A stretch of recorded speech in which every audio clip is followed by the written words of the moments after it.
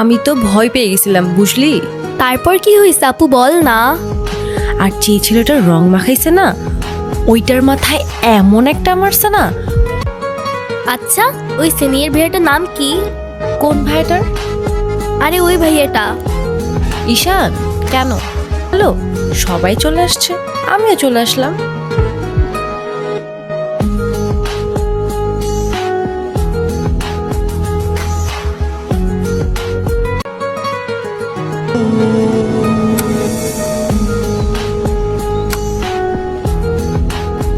ভাই কাহিনী শুনছো? কি হয়েছে আবার? তোমারে নিয়ে তো ক্যাম্পাসে পলিটিক্স চলতেছে। আরে চলুক না, এটা নতুন কি বল। ক্লাবের প্রেসিডেন্ট হওয়ার জন্য তুষার তো উঠে বইরা লাগছে। দেখ, ক্লাবের পজিশনে আমি এমনিও থাকতে চাই না, তোরাই জোর করে বসায় রাখছিস। আর ক্যাম্পাসের এনভায়রনমেন্ট ডিসেন্ট রাখতে পারলে চেয়ারে ফালানা ঢিমকানা যে মন চায় সে বসতে পারে, আমার কোনো প্রবলেম নেই। তোমার প্রবলেম নাই থাকতে পারে ভাই, আমাকেও প্রবলেম আছে। পুরো ক্যাম্পাস তোমার সাথে, আর ও কেন আর বাপ এলেও তারা গদিতে বইতে দিব না। আচ্ছা তাহলে থাক, তুই লাঞ্চ করে নিস, আমি ক্যাম্পাস থেকে আসতেছি। ধর। আচ্ছা ভাই ঠিক আছে।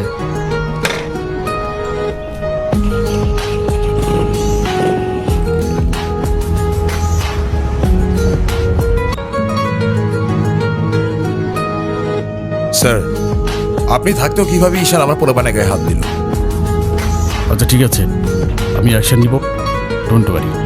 আর স্যার, আপনি আমার পেছনে হওয়ার ব্যাপারটা নিয়ে এখনো তেমন কিছু জানান নাই। সেটা তুমি হয়ে যাবে, কমিটি ঘোষণার সময় তোমাকে প্রেসিডেন্ট বানিয়ে দিব। ভার্সিটির সব পোলাপানিতে ঈশানের সাপোর্টে। এমন একটা ভাব ঈশান সব ভার্সিটির পোলাপানিরা টাকা দিয়ে কিনা রাখছে। হ্যাঁ বললাম তো, বিষয়টা আমি দেখব। আমার বিষয়টা কি তোমার বাবাকে বলেছিলে? আপনি আমারটা দেখেন, তারপর আমি আপনার দেখতেছি।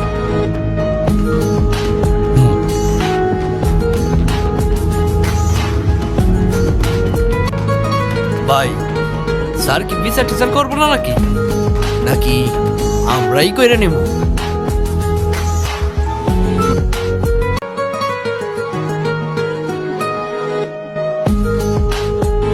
ভাই ওই যে ওই মায়ের জন্য সেদিন নিশানে ঝামেলা করছিল।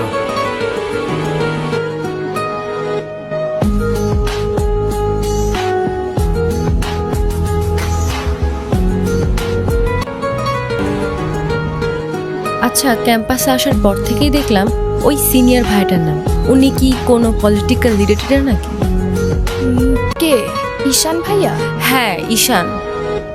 না ভাইয়া, আসলে আমাদের সব স্টুডেন্টসদের ভালো মন্দ গাইড করেন, যার কারণে বলতেই পারিস ভাইয়া আমাদের লিডার, বাট পলিটিক্যাল না। আমাদের যে স্পোর্টস ক্লাব আছে না, সেটার প্রেসিডেন্ট ভাইয়া, তো সবাই এজন্য তাকে খুব রেসপেক্ট করে। আসসালামু আলাইকুম ভাইয়া। ওয়ালাইকুম আসসালাম। কি অবস্থা রাইসা? ক্লাস সব ঠিকঠাক চলতেছে তো? হ্যাঁ ভাইয়া, সব চলছে ঠিকঠাক। আর তোমার কি অবস্থা? পরে কেউ আর কিছু বলে নাই তো? না ভাইয়া। কি যে বলেন ভাইয়া, আপনি থাকতে কেউ আর ওকে কিছু বলার সাহস পাবে না। ভাইয়া হুম